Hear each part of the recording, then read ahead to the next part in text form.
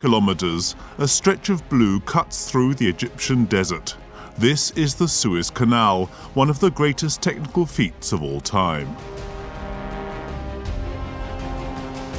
By separating Africa and Asia, this man-made route has transformed the world forever. Since its creation in the 19th century, it allows ships to pass directly from the Mediterranean Ocean through to the Red Sea.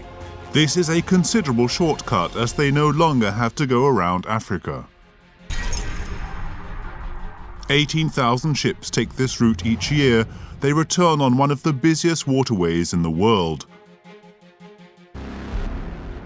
Approximately 700 million tons of merchandise pass through here. These ships have become giants of the sea, weighing up to 240,000 tons and measuring up to 400 meters long.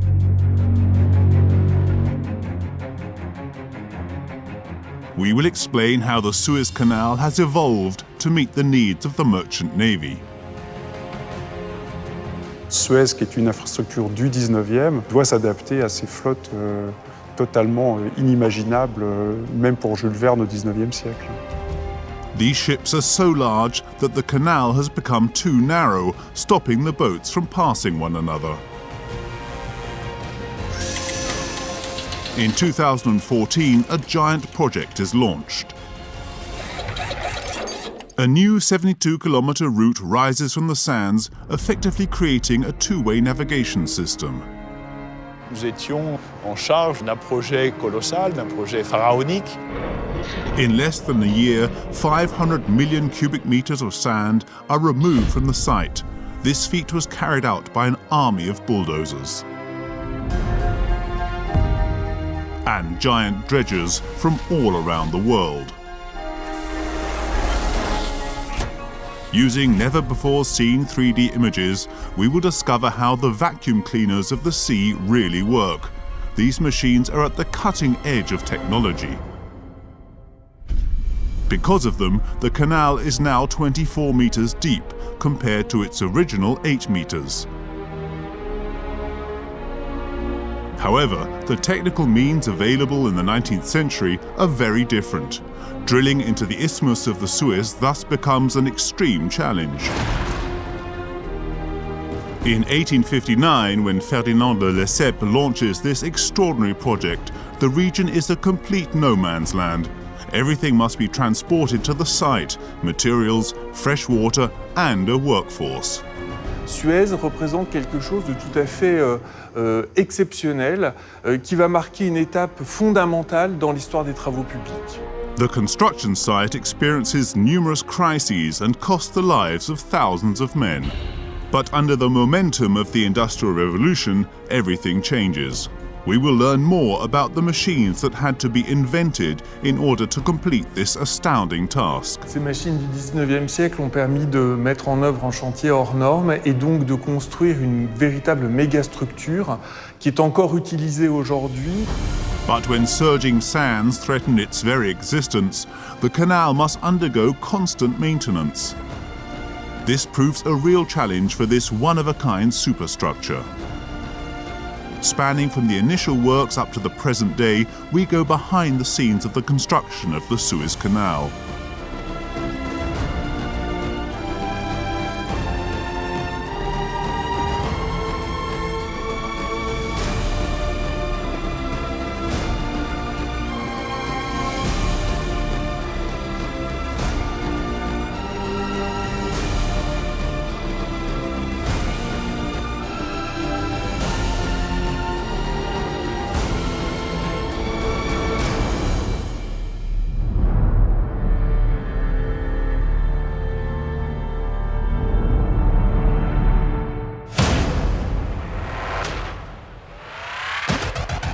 In 2014, a construction site is set up in the middle of the Egyptian desert. This is the building site for the extension of the Suez Canal. The job is clearly immense. They need to dig a second waterway equal in volume to more than 200 large Cheops pyramids. A crazy yet ultimately successful gamble. The new Suez Canal is inaugurated with a great fanfare on the 6th of August 2015. It is an immense source of pride for the Egyptian authorities. Bigger, deeper, cleaner, the canal has been completely transformed. These images make their way around the world. Dozens of foreign politicians come to be a part of the occasion. The waterway represents a strategic focus for world maritime trade. The program for the ceremony includes official speeches, a military parade, and an aerial display. Pierre Cateau recalls that day. He was the site manager for a dredging company. À cette occasion, nous avons pu voir deux navires se croiser juste devant la tribune officielle pour la première fois dans le canal de Suez. Two ships passing side by side in the Suez Canal constitutes a revolutionary moment in the history of this megastructure. In the past, the waterway was too narrow for two ships to directly pass one another. This forced them to circulate in a different way. Now, thanks to this new 72-kilometer route, a two-way navigation system is possible over this entire stretch. Un petit peu comme si vous aviez une route nationale et vous créiez une seconde voie pour créer une autoroute. This second waterway gets rid of the alternate convoy system over a section of the Suez Canal. The transit duration for the ships shifts from 18 hours to 11 hours, and the waiting time is reduced from 11 hours to 3 hours. This is a considerable shortcut, ultimately allowing the maximum traffic capacity on the canal to double in size.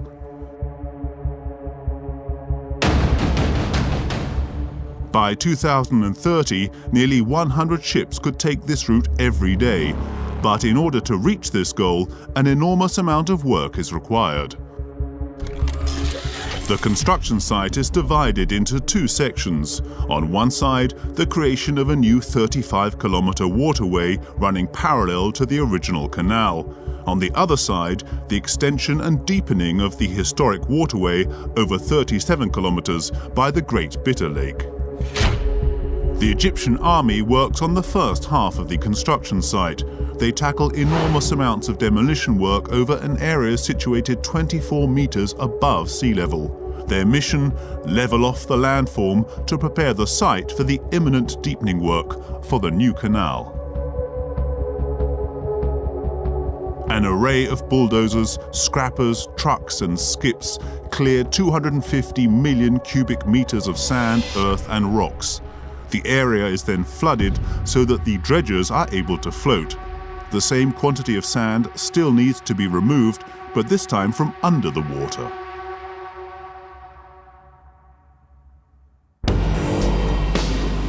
Machines at the forefront of technology, such as the cutter suction dredger, are enlisted for the task.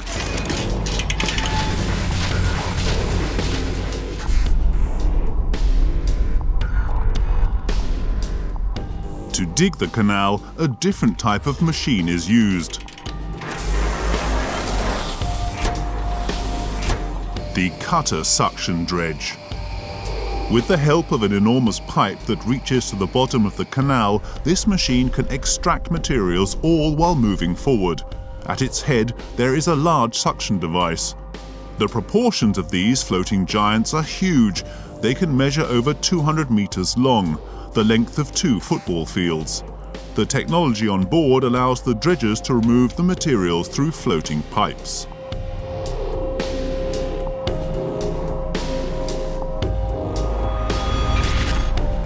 However, the quantities on this construction site are unprecedented.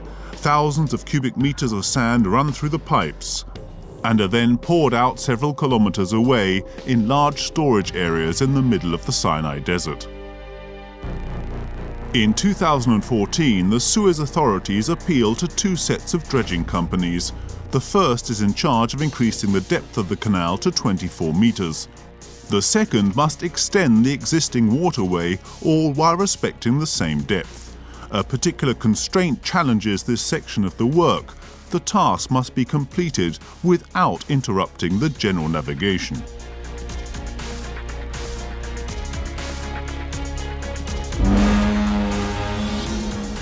The company for which Pierre Cateau works participated in the dredging of the second zone. Nous étions en charge d'un projet colossal, d'un projet pharaonique qui comprenait en fait un challenge extrêmement important sur le plan logistique, sur le point de vue organisationnel. The head of the Suez Canal Authority had originally asked for a 5-year period to successfully carry out this incredible task. Nevertheless, he would only be given a year in which to do it. The time constraint would constitute a significant challenge for this record-breaking construction site. The next obstacle, the transportation of the materials and the personnel. En l'espace de quelques mois, un nombre énorme de dragues a été mobilisé du monde entier. On parle d'environ 40 dragues. En complément de ce matériel principal, un très grand nombre de remorqueurs, de vedettes, de conduites, de pontons ont été mobilisés sur le projet. Le personnel qui est employé sur ce genre de chantier vient de 4 coins de la planète. Nous avions sur notre chantier 28 nationalités. To afford this extension, the country must spend more than 7 billion euros. The authorities thus rely on a national momentum and appeal for donations. The strategy is successful as 80% of the project will be financed by the Egyptian population, all in just a few days. The work on the new Suez Canal is added to a long series of construction sites on the waterway that have been underway since its creation in the 19th century. The construction history of this megastructure dates back more than a century and a half.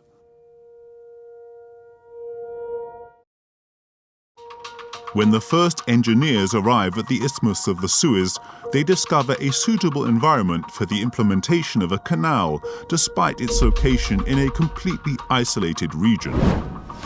The Sinai, measuring 60,000 square kilometers, is one of the driest deserts in the world. However, nothing can shake the determination of the canal explorers. The official start of construction to connect the two seas is set for the 25th of April, 1859. But the workers are in for a hellish experience. Thierry Chambol has supervised numerous maritime works throughout his career. As an engineer, he describes the working conditions of the time. Il travaille avec de l'eau jusqu'aux cuisses. Avec un petit outil, il décroche des mottes de terre du fond et il les passe aux voisins, qui les passent aux voisins, ils font une chaîne et ils vont quand même réaliser 400 000 mètres cubes de déblais grâce à cette technique. Et on sent bien que ça n'est pas une technique qui pourra être prolongée longtemps. The site is in desperate need of a greater workforce. The project is in danger. But where could they find more workers willing to dig the canal? The Egyptian authorities proposed to reinstate the forced labor scheme. Caroline Piquet is a senior lecturer at the Sorbonne. She wrote a reference work on the history of the Suez Canal. La corvée est un système utilisé par les vice-rois en Égypte pour entretenir les canaux. Donc plusieurs paysans égyptiens, ce qu'on appelle les fellahs, sont mis à contribution pour cet entretien. Nearly 400,000 labourers from all over Egypt are forced to dig the canal in extreme conditions. The construction site would cost the lives of thousands of them.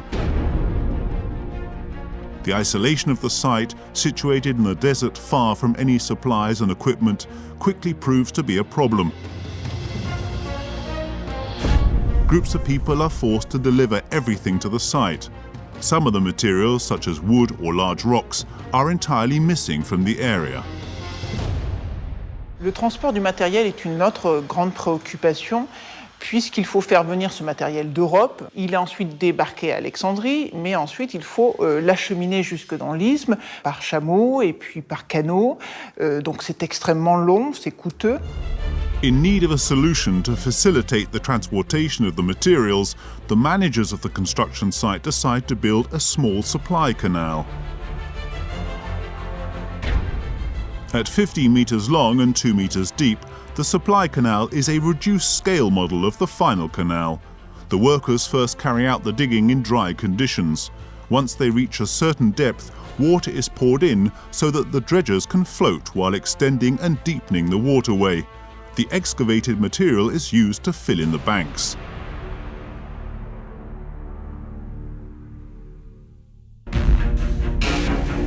"78 dredgers are built specifically for the Suez Canal construction site. This particular machine is characterized by a central well that allows a bucket chain to descend down to its main body.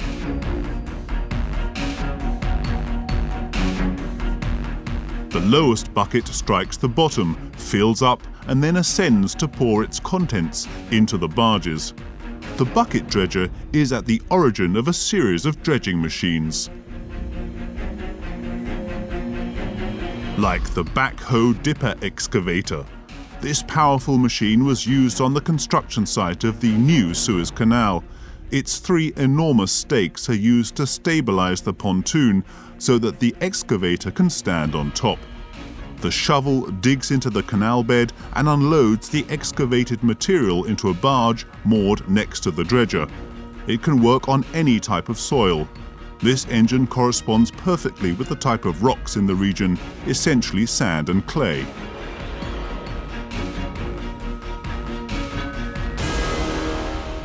Since the drilling work for the canal started in 1859, the engineers have been asking themselves, how will these soils react when they are put underwater? We go to a state-of-the-art laboratory at the École des Ponts Paris Tech. Here we meet Dr. Gabezlou, a specialist in geotechnical engineering.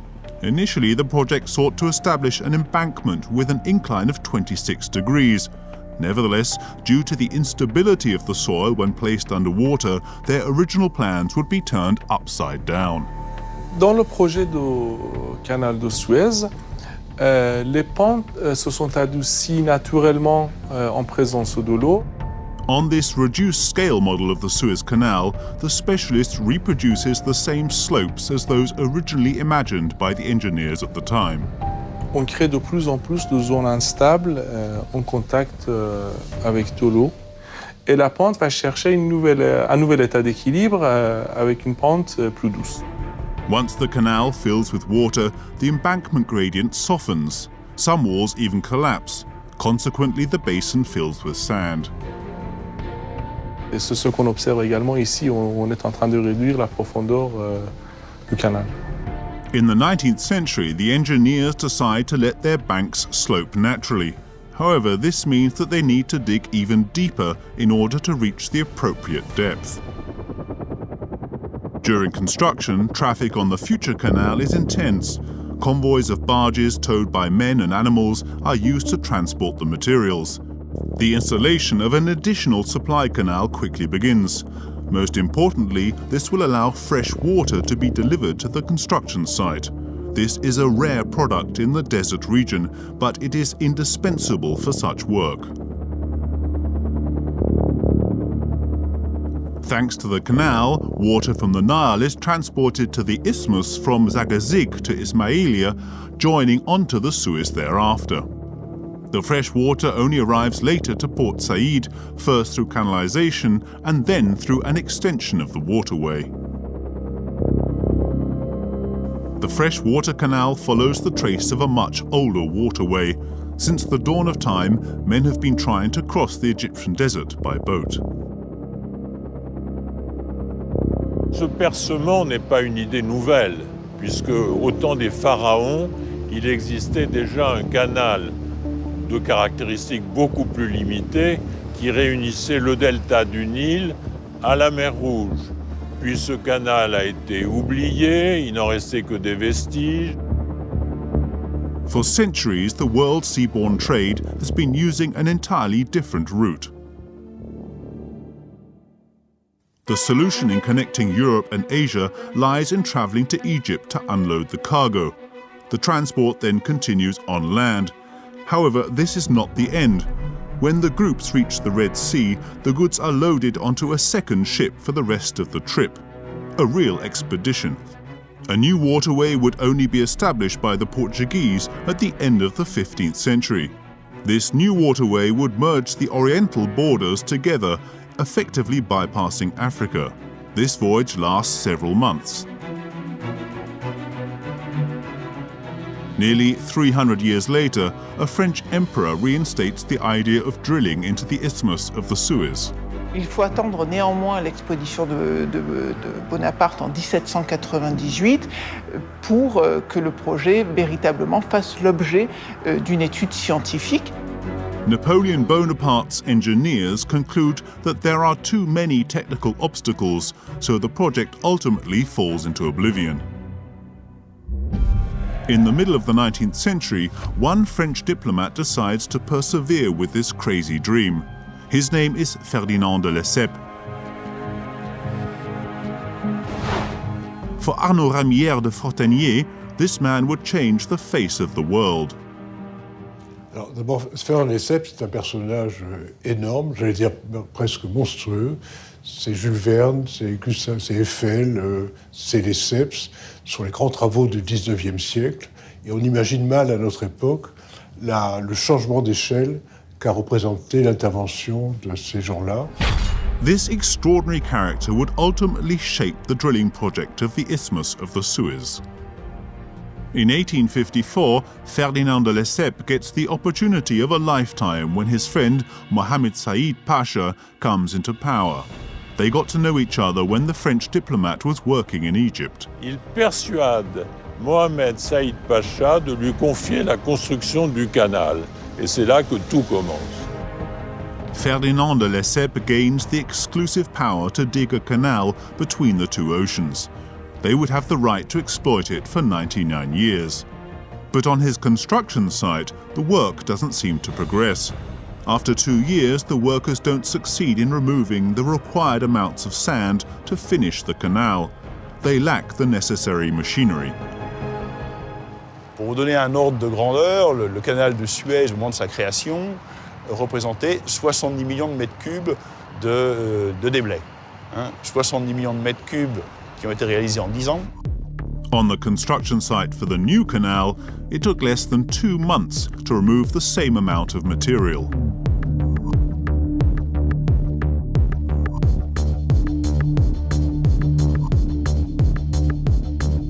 In a century and a half, the quality of the dredgers has evolved considerably.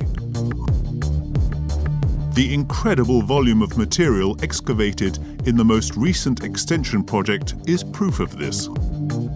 L'élargissement du canal de Suez a représenté 500 millions de mètres cubes, disons 250 millions de mètres cubes par dragage en l'espace de 10 mois. Donc en fait, on retrouve un facteur de plus de 100 entre, disons, la capacité d'excavation d'aujourd'hui et celle de l'époque. But in order to reach the fixed excavation objectives, the construction site required the mobilization of 75% of the existing dredgers, which amounted to approximately 40 machines from all over the world. Toutes ces dragues, bien entendu, travaillent 24 heures sur 24 et 7 jours sur 7, de telle façon à effectuer les travaux dans le minimum de temps possible, compte tenu que la contrainte temps était certainement extrêmement importante sur ce projet. Nowadays, the best dredgers are fitted with hydraulic pumps that inject water in order to extract the sediments. Les dragues aspiratrices actuelles sont des engins d'une puissance incroyable et qui peuvent aspirer en 1 heure 10 000 mètres cubes de sable en place, ce qui aurait nécessité à sec 10 000 ouvriers. In his time, Ferdinand de Lesseps would have loved to work with such effective machines, even if they had only arrived on the Suez Canal after the 1930s. Nowadays, with unimaginable capacities, these machines have facilitated the deepening of the Suez Canal. The key feature of the cutter suction dredge is that it can move and work at the same time. This was an excellent advantage on the construction site of the new Suez Canal, where tasks sometimes had to be carried out without interrupting general navigation. To find out how this machine works, we climb aboard one of these floating giants. This ship works on maintaining the access channel at the port of Antwerp. Dennis Hennebert is its engineer. En fait, la drague peut être comparée à un gros aspirateur flottant, un aspirateur des mers et des rivières. Et l'élinde sera le tuyau d'aspiration. The dredge draghead is the large tube trailing across the length of the hull that links onto the pumping system. Here it measures around 50 meters. Its head resembles that of a giant steel monster. Ça, c'est la crépine, la tête de dragage. Donc, c'est l'endroit par lequel les matériaux sont aspirés depuis le fond. Donc, on a plusieurs éléments. On voit que cette crépine est équipée de genres de dents. Donc, c'est ce qui permet de racler le sol, de faire en sorte que les matériaux sont bien repoussés vers la crépine. Et l'aspiration qui est créée par la pompe est à ce niveau-ci de 10 000 m3. Donc, cette capacité d'aspiration mélangée avec l'impact des dents qui grattent le sol et également des injections d'eau qui nous permettent de mettre en suspension ces matériaux font que nous avons une quantité impressionnante de matériaux qui est directement envoyée vers le puits, la drague par la pompe. The filter works with the help of a water injection system. It has a mobile head. This way it can adapt to fit the incline of the dredging area. The first water injection sets the materials in motion. Then, with assistance from the teeth, a second injection totally decomposes the sediments.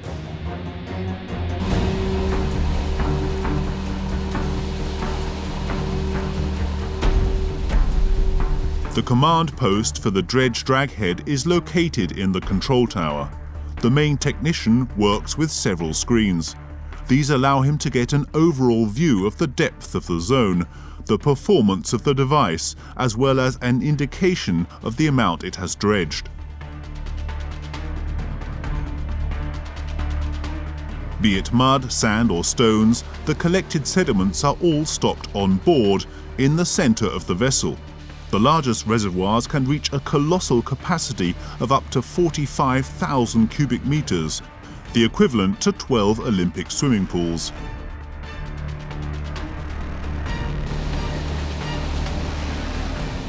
Once the well is full, the dredge draghead is pulled up and the ship moves to the excavation area. Alors, nous avons ici un puits d'une capacité de 5000 m3, un peu plus. Et entre le moment où il est plein et le moment où il est complètement vidé, on a une dizaine de minutes. The shutters situated at the bottom of the hold help to unload the excavated material into the clearing zone. This technique is known as piling. Vous voyez, c'est de l'eau qu'on repompe, de l'eau propre qui nous permet de rincer le puits, qui permet de s'assurer que tous les sédiments sont bien évacués à l'endroit approprié.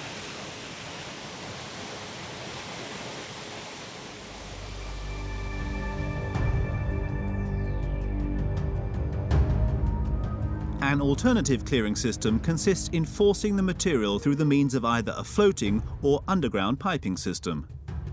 These two methods were used on the new Suez Canal construction site. A large piling zone was set up to the west of the Great Bitter Lake. The materials were removed via the piping system and unloaded into large hollow areas in the heart of the Sinai Desert. The final method employed for removing dredged materials is known as rainbowing. This is normally used for beach nourishment. In the 19th century, the excavation of rubble from what will be the future canal is a big problem. In 1864, before the influx of machines, the construction site confronts a serious crisis. The forced labour scheme, authorising the use of Egyptian peasants for the work, is abolished. At this time, the Industrial Revolution in Europe is in full swing. The engineers thus try to invent new machines to keep the construction site going. Lavallee Industries develop long gangways to unload the excavated material directly from the dredgers. This had never been done before. The dredger scoops mud up from the bottom of the water in what will be the future canal. It then unloads the excavated material into a gutter that can measure up to 70 meters long. A pump sends jets of water to dissolve the extracted matter and pushes it towards the exit. A horizontal hinge, situated at the junction of the dredger, helps to modify the incline of the gangway. A metallic trellis that rests on an iron barge assures the machine's stability. This innovation changes the construction site for good. The canal progresses at an astounding speed, but in the areas where the banks are more highly elevated, the dredger with the long gangway is destabilized. Several accidents are accounted for. An alternative machine is developed. This engine, known as the lift, permits the excavation of the materials directly from the barge. We have a meeting with Lionel Dufault. He is the collections manager at the Museum of Arts and Trades. Le dénominateur à toutes ces machines, c'est l'emploi de la machine à vapeur. La machine à vapeur, on la connaît depuis la fin du XVIIIe siècle. Elle était plutôt destinée au départ à l'exore, c'est-à-dire au pompage des eaux d'infiltration dans les mines. Et à la fin du XVIIIe siècle, on va modifier la machine à vapeur pour en faire finalement une machine qui fournisse de la force motrice pour animer d'autres machines. Consequently, the steam engine shifts to the railway, in locomotives and onto water on board ships. It is also used in workshops or construction sites for public works as a means to support the other machines. La locomobile est donc une machine à vapeur mobile. On la déplace et on l'installe là où on en a besoin. Elle comprend une chaudière qu'on voit ici, qu'on devine dans le corps principal. Une chaudière qu'on alimente avec du combustible, généralement du charbon ou de la houille. Et cette machine à vapeur va permettre de fournir une force sous pression qui va être utilisée pour faire bouger ce volant auquel on va relier une courroie qui elle-même va animer d'autres machines. Sur le chantier de Suez, les locomobiles étaient utilisées pour animer des grues ou des pompes, par exemple. The locomobiles are also used to operate pumps for the long gangways. The dredgers, on the other hand, use their own steam engine. In Europe, a real enthusiasm is generated around the technical revolutions established on the construction site. Le canal de Suez a été présenté à l'exposition universelle de Paris en 1867. Il fait l'objet d'une véritable fierté parmi les ingénieurs français, parmi les diplomates, parmi aussi les armateurs, les chambres de commerce. The Suez Canal Company holds several conferences in front of a giant model of the project that is exhibited during the event. Along with this technical revolution, a series of innovations in all domains soon follows. Notably in Port Said, the engineers face a typically insurmountable problem. There aren't enough stone quarries in the region to build the harbour jetties. One entrepreneur suggests that they build artificial blocks with a base made of sand and lime. 30,000 blocks are made. Another building site develops within the Suez Canal construction site.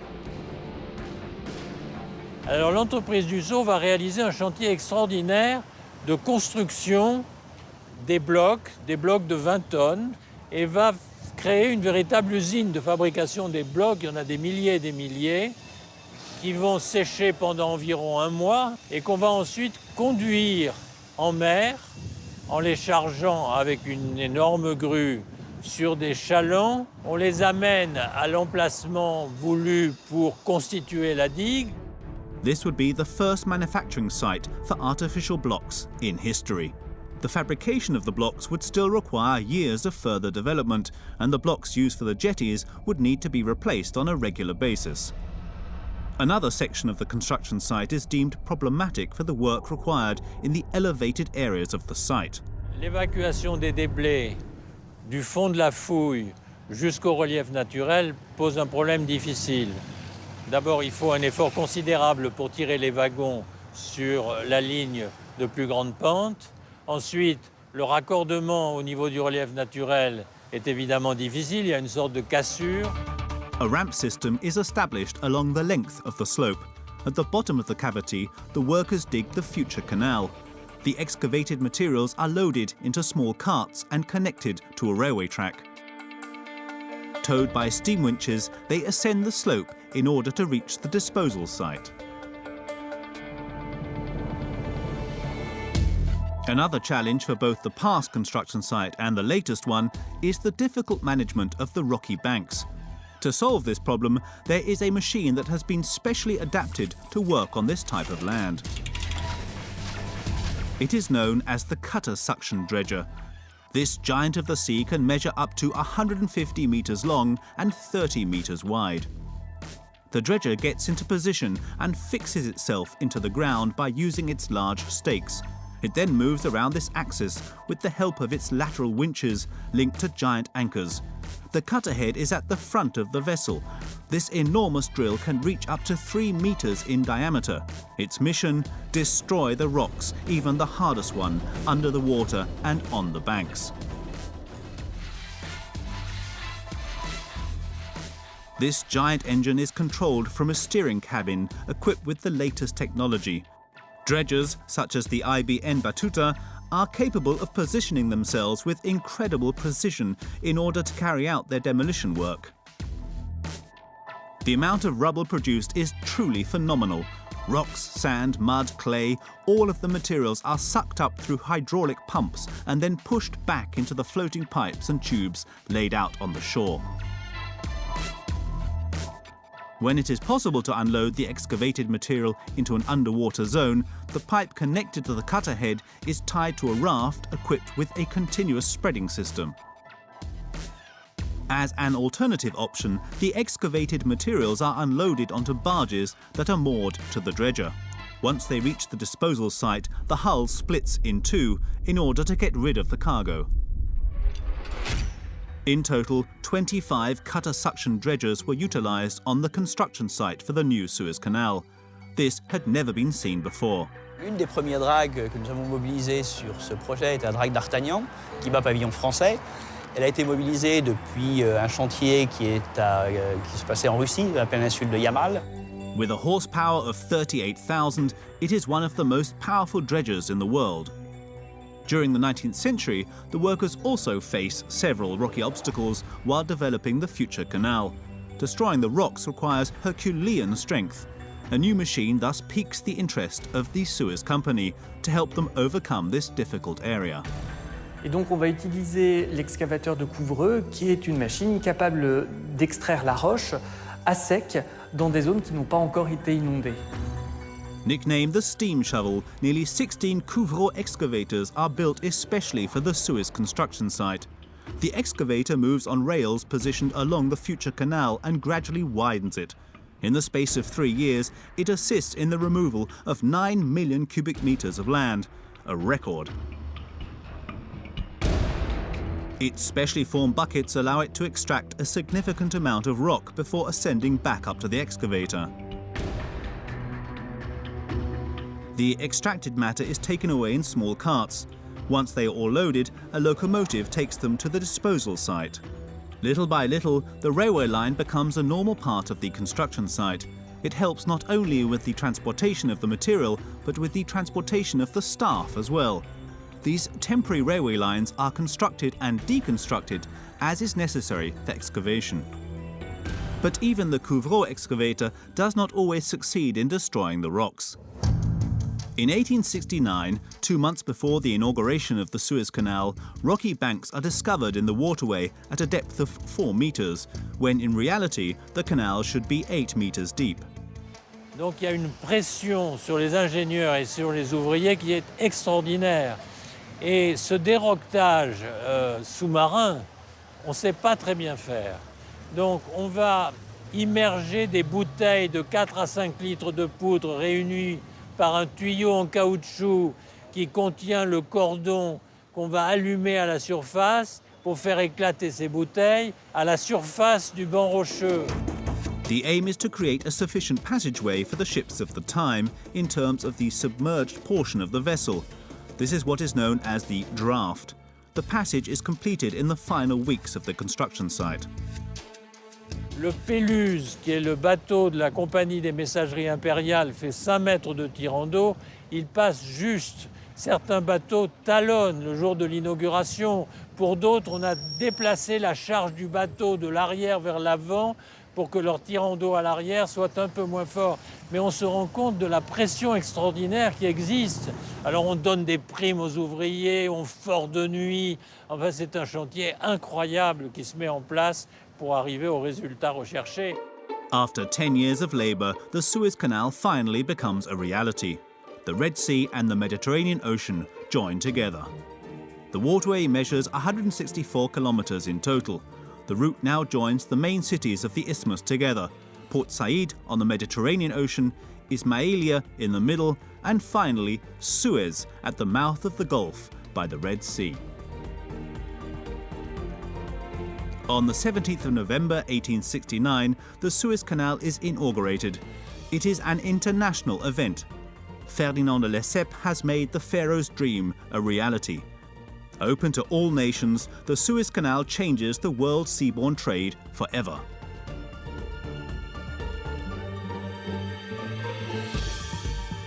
From this point onwards, the journey between Europe and the Indies is cut in half. To get from Marseille to Bombay, the original distance around Africa was more than 19,000 kilometers. With the Suez Canal, it amounts to almost 8,000 kilometers. This is a considerable shortcut. Originally, 2 to 3 months of navigation via the Cape of Good Hope would have been the norm when traveling between these two ports. By passing through the isthmus, the journey is reduced to a single month. At the beginning of the 20th century, the Suez Canal Company acquires an industrial site, the general workshops situated in Port Fouad. The naval construction site is thus at the height of technology. The workshops fabricate the company equipment. More than 1,000 individuals work there. Nevertheless, during its first years of operation, the canal maintenance service faces an unexpected hitch. The backflow created by the passing of the ships damages the embankments. Alors, plusieurs méthodes sont utilisées. Des méthodes de péré, d'enrochement. On utilise notamment des roches, des carrières d'Ataka à proximité de Suez. On utilise des revêtements maçonnés. Les résultats ne sont jamais très satisfaisants. Les berges s'effondrent régulièrement et la compagnie doit faire appel à des études plus scientifiques, d'experts de laboratoires hydrauliques en France. Situated close to Grenoble, this hydraulic laboratory is still operating today. Luc Am is the Maritime Technical Director. Here they study all sorts of water-related developments on smaller scale models. When the Suez Canal Company contacts them in the middle of the 20th century, the waterway is in bad shape. Environ 120 km de berges étaient dégradées sérieusement et à l'époque, les estimations au début des années 50 étaient d'environ d'1 milliard de francs par an de coûts de réparation de ces dégradations. The laboratory recreates a section of the Suez Canal. A smaller scale model of the vessel is first towed through and later self-propelled. Il faut imaginer que ces bateaux remplissaient les 2 tiers du canal pour les plus gros. Et donc, il n'y avait plus beaucoup d'eau. Et donc, il y avait une résistance à l'avancement. Les navires n'arrivaient pas à obtenir la bonne vitesse. Ça créait des courants extrêmement forts de plusieurs mètres par seconde. The studies focus on trying to understand this resistance so as to modify the shape of the hulls in the ships. The research proves so innovative that it quickly captures the attention of various oil companies. The models improve. The final result, the ships move with greater ease through the water and the traffic of the canal is optimized. In spite of all these efforts to maintain the waterway, further extension work quickly becomes inevitable. The Suez Canal must continuously adapt to the ever-evolving shapes of new ships. We find out more at the National Navy Museum. La taille des navires explose après la Deuxième Guerre mondiale dans une course au gigantisme que pour l'instant rien n'a arrêté. On construit à une taille qu'on pense raisonnable par rapport à un état de la flotte, mais on est déjà en retard par rapport aux structures, aux bateaux qui sont en train d'être construits. Évidemment, Suez, qui est une infrastructure du 19e, à la fois est une méga structure, mais qui doit s'adapter à ces flottes totalement inimaginables, même pour Jules Verne au 19e siècle. In 1950, 40,000-ton ships are outdated. Their proportions are nothing in comparison to the other vessels of the time, such as the Pelouse. With its 2,000 tons, the ship owned by the Imperial Maritime Shipping Company is one of the first to have travelled on the Suez Canal. The waterway also has to make it through the 20th century, with all of its conflict. On the 26th of July 1956, Colonel Nasser gives a momentous speech in front of a crowd of Egyptians. He announces the nationalisation of the Suez Canal. The Western powers react to this. The United Kingdom, France and Israel launch a military operation that ultimately ends in failure. However, navigation on the canal is stopped for almost 5 months. The canal deteriorates.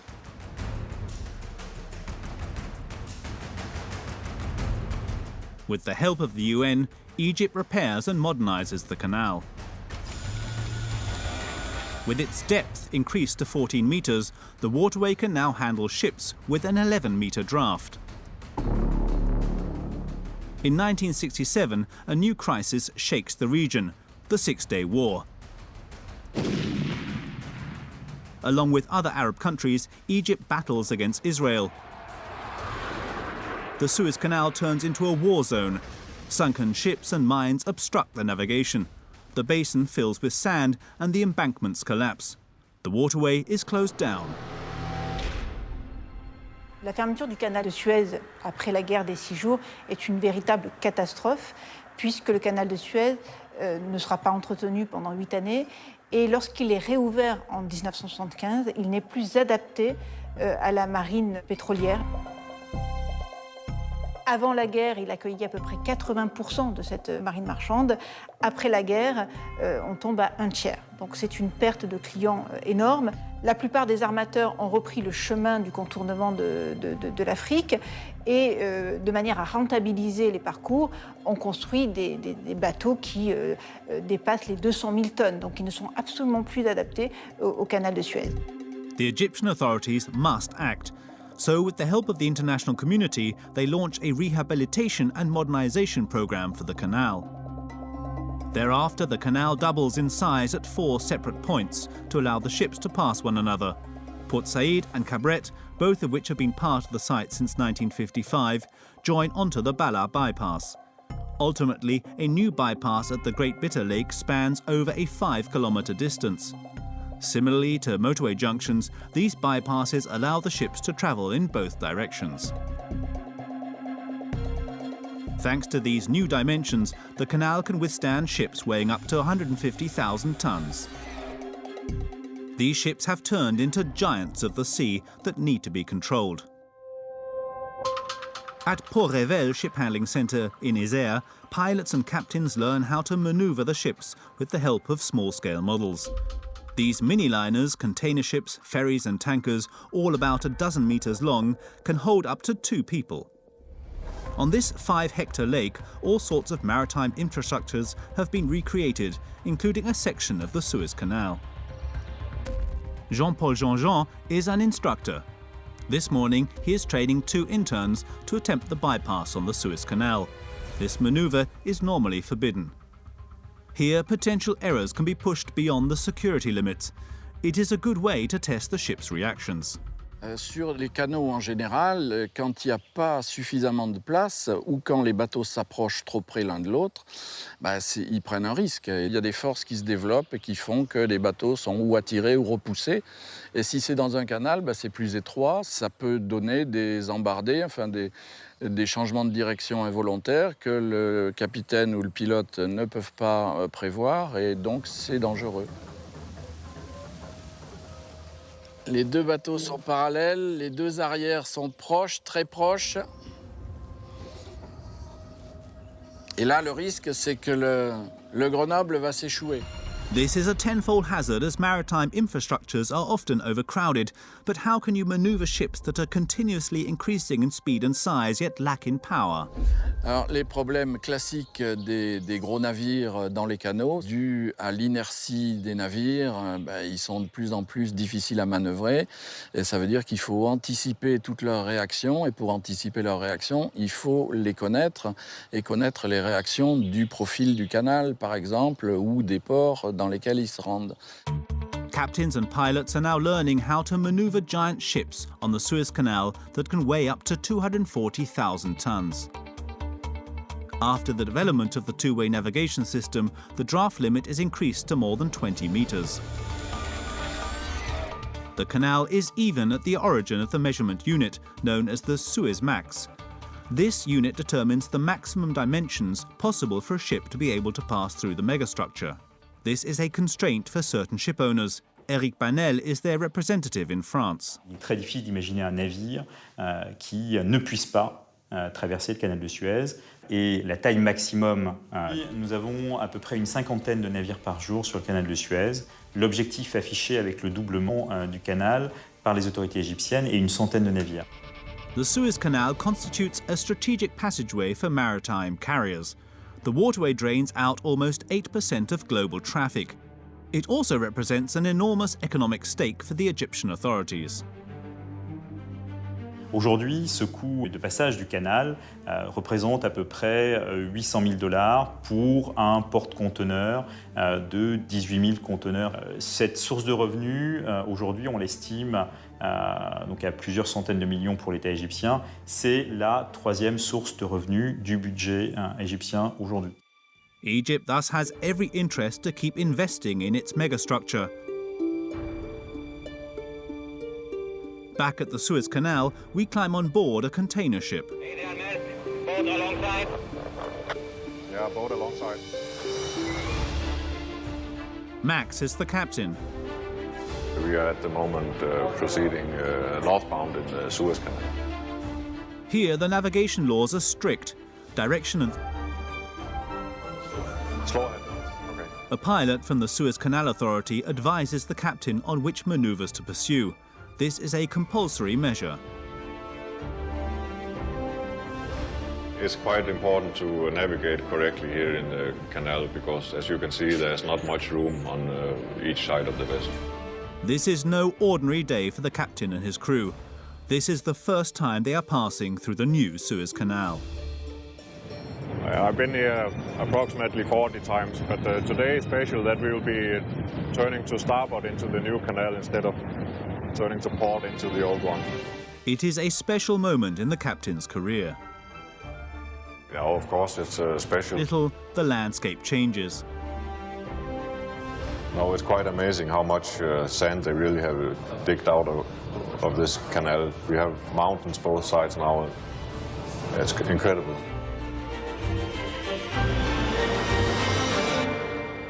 The Suez Canal, the gem of the industrial world, continues to blow us away with its innovations. Now, as a two-way navigation system, the megastructure must overcome another challenge, namely how to cross it. The new Suez Canal has rendered certain infrastructures obsolete, such as the El Ferdan railway bridge. At 340 meters, it was the longest swing bridge in the world. Now it no longer serves any purpose. To cross over the dual waterway and make the Sinai region more accessible, several infrastructures will take shape. A notable addition to the program, the construction of 2 motorway tunnels beneath the Suez Canal near Port Said. This is an entirely new challenge, as it involves drilling a double tube measuring nearly 4 kilometers long. A subsequent railway tunnel may even accompany this technical feat.